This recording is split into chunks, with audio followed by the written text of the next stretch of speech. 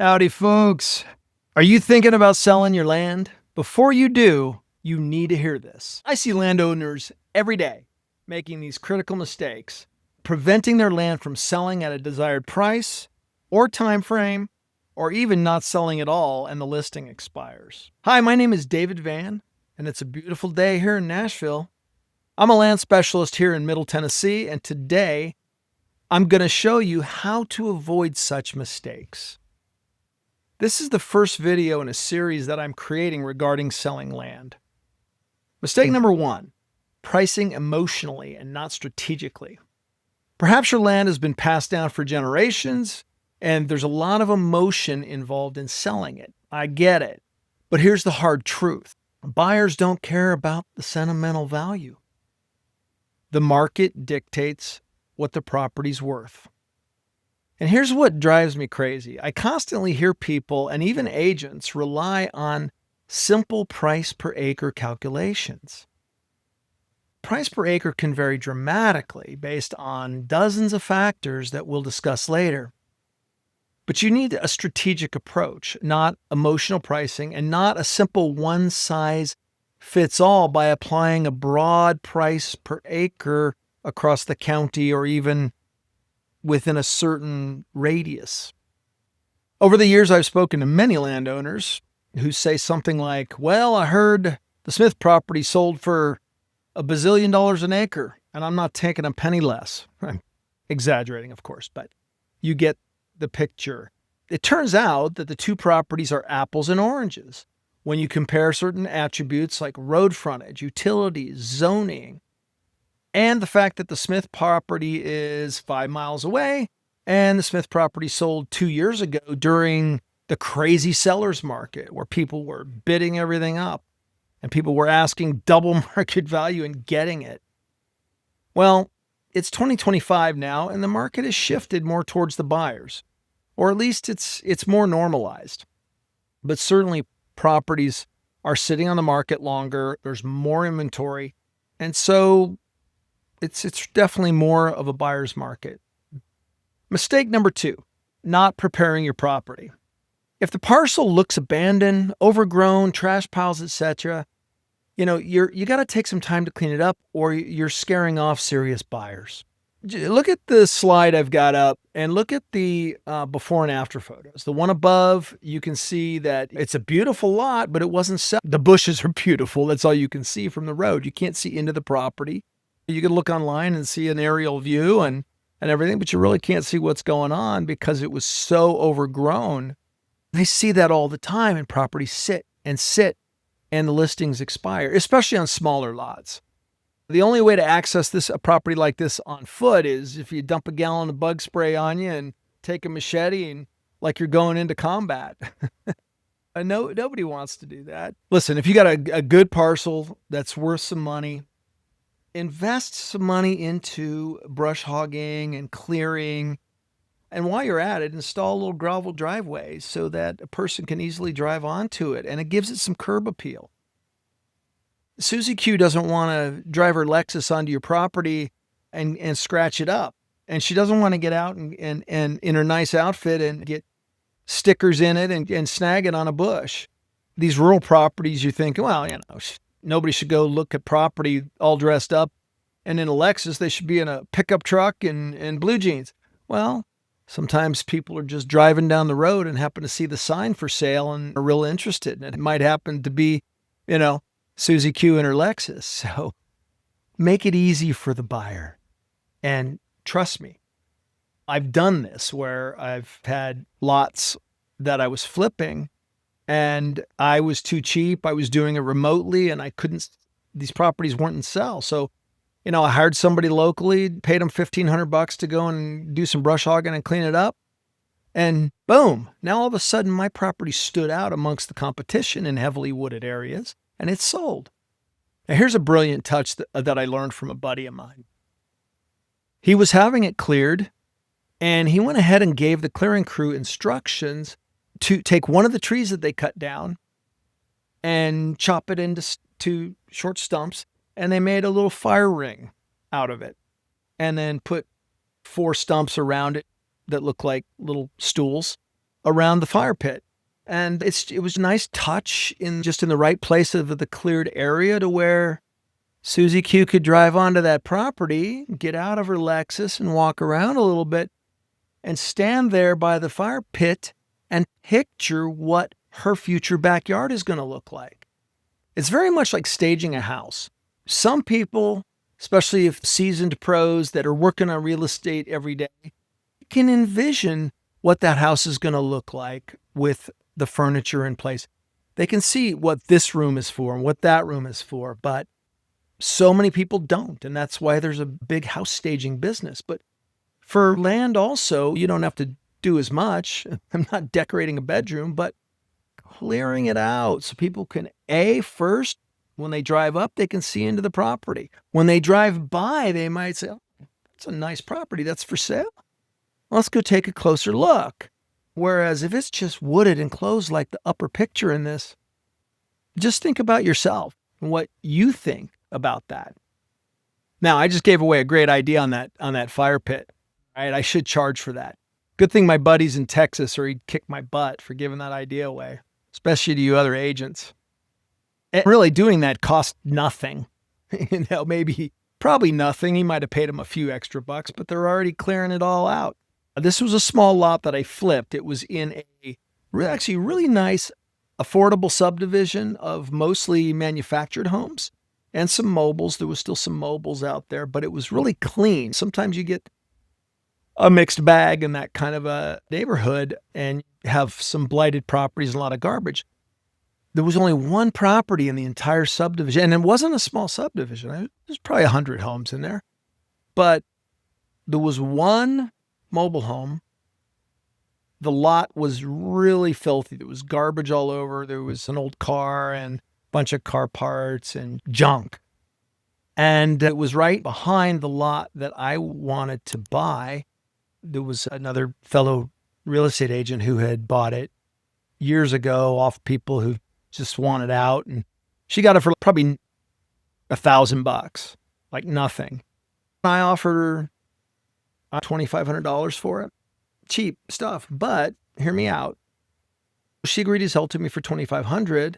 When I went out there and looked at it, because I had just looked at it online and put it under contract. When you're dealing with properties that cheap and you're doing it every day, you just put stuff under contract and then you go see it or pay somebody to go out there. But what I did was I got out there and I noticed the junk. So I made closing contingent upon getting the neighbor to agree to let me clean their property up. So I went and knocked on the neighbor's door, and it was an elderly lady. She was using a walker, not in great shape, very sweet gal. And I said, hey, I'm buying the property next door. Do you need some help? I would love to clean this property up for you for free. And she could not believe it. She was ecstatic. She's like, oh my God. My husband died a couple of years ago and he was a hoarder and he had all this junk and I don't have the money or the ability to clean it up. I said, consider it done. I put an ad on Craigslist offering $500 for somebody to come and clean that up. And if there was anything that they wanted to keep, the car parts or anything, it was theirs. She didn't want any of it. So the next day I had to take her. The day after that, they came out, cleaned it up, did a fantastic job. I paid them their $500. And she was so happy. And so now I closed on the property. And a couple of weeks later, I sold it for $20,000. Not a bad day's work for being creative. Some of these rural areas, which are up and coming, they're going to be a little bit eclectic. You're going to have a beautiful property and you have nearby where people are building some nice custom homes, but you got some spots where you still have old mobile homes and they might have a bunch of junk on the property. A lot of those people are going to be cantankerous and grumpy and not want to deal with you, but it doesn't hurt to go knock on their door and say, hey, I'd love to offer you. And I noticed you got, some stuff. Do you want all this stuff? I'll happily clean it up for you. No charge. So you never know, but it's worth making an offer. All right. Mistake number 3. Ignoring key marketability factors. Things like road access, current surveys, clean title, comprehensive soil testing. These aren't optional, they're essential.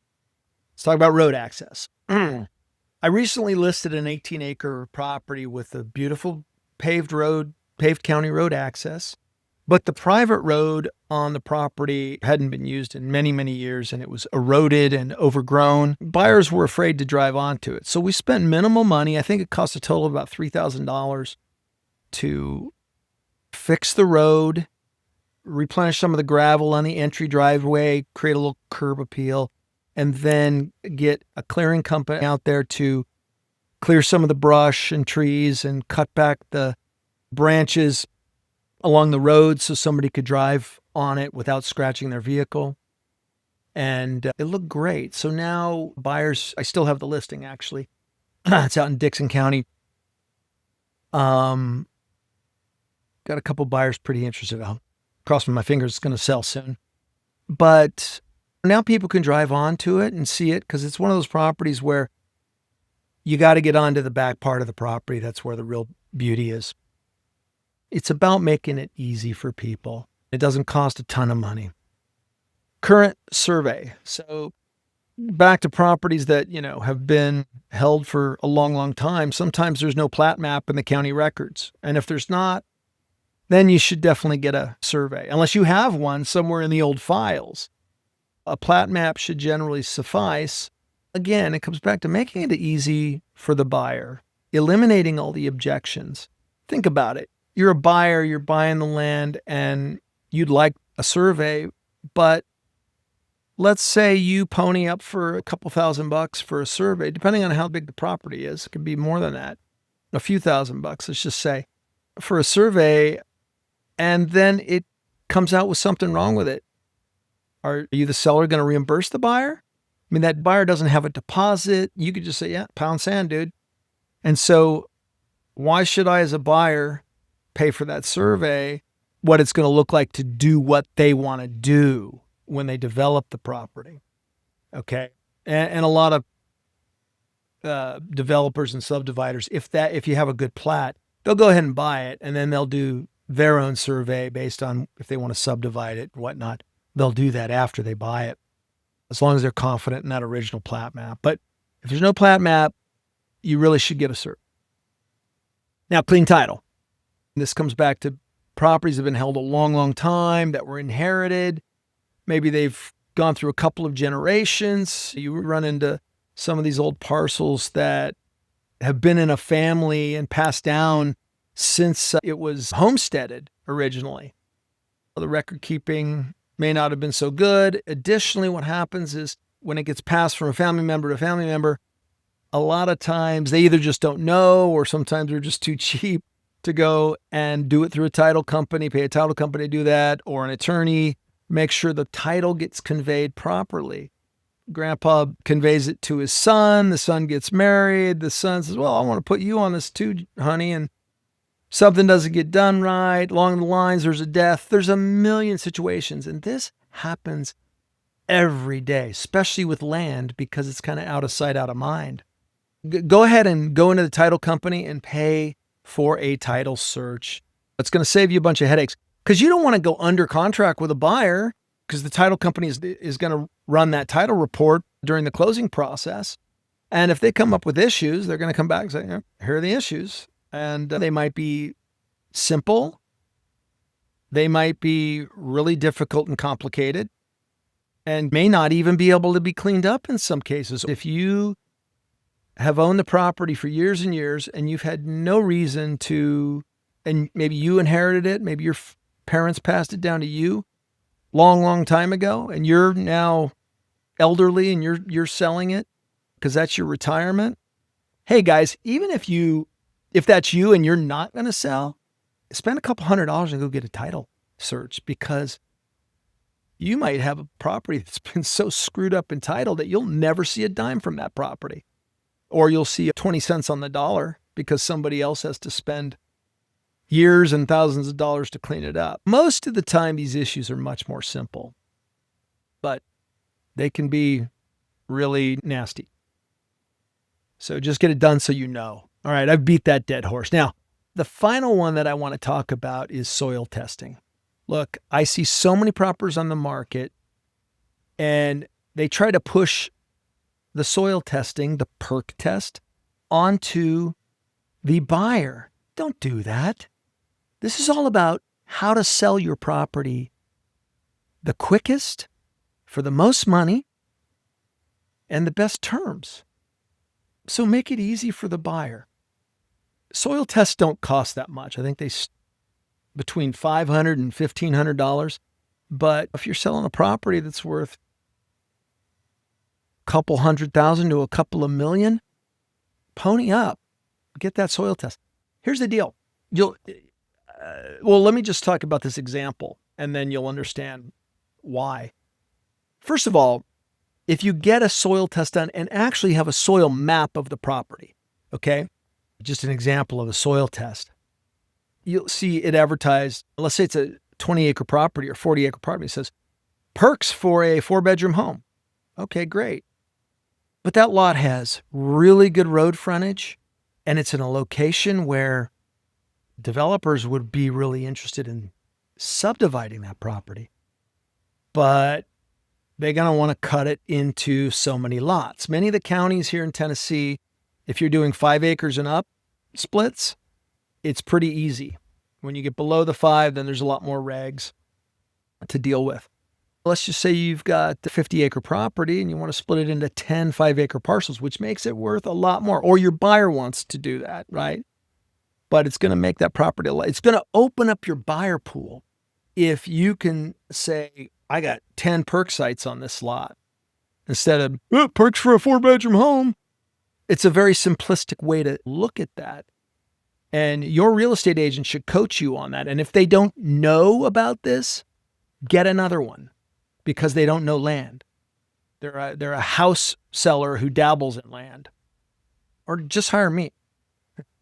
I recently had a buyer that I was helping he's an investor, subdivider, and he was buying a property that was 30 acres. And they wanted to subdivide it into 2 to 3 acre tracts. So they'd get 10 to 12 lots. The seller hadn't done any soil tests. So they're flying blind. Their agent is flying blind. Their agent does not know exactly who their buyer avatar is. And that property might not have perked at all. And now that agent has wasted a lot of time showing it to people. Then it goes under contract and they got to do a perk test and it fails. And now it falls out. And now it's like, well, holy crap, we've got an unbuildable lot. Unless we want to go do engineered septics. Those that can be done, especially on a 30-acre property. But if I've got one perk site on a 30-acre property, okay. At least I know I've got one perk site. So somebody who wants to build a nice home and have a nice ranch and own 30 acres, there are definitely plenty of buyers out there for that. But if I'm spending $700 on a basic soil test, well, spend another $1,000 and get a nice soil map of the whole thing and see how many perk sites there are. Oh, we got 10. That's great. This property actually had X and Y axis road frontage along the front and the side. What's that mean? That's really great for somebody who wants to develop, subdivide, because it means they don't have to put in many, if any, roads. They don't have to spend money on roads, just driveways. They can cut it up and they've got the access and they can just put driveways in. That'll be on the people when they build their house. They'll pay their builder to do that. So it makes the cost of doing that subdivide very attractive, not needing the roads. So now you have multiple buyer avatars to market to.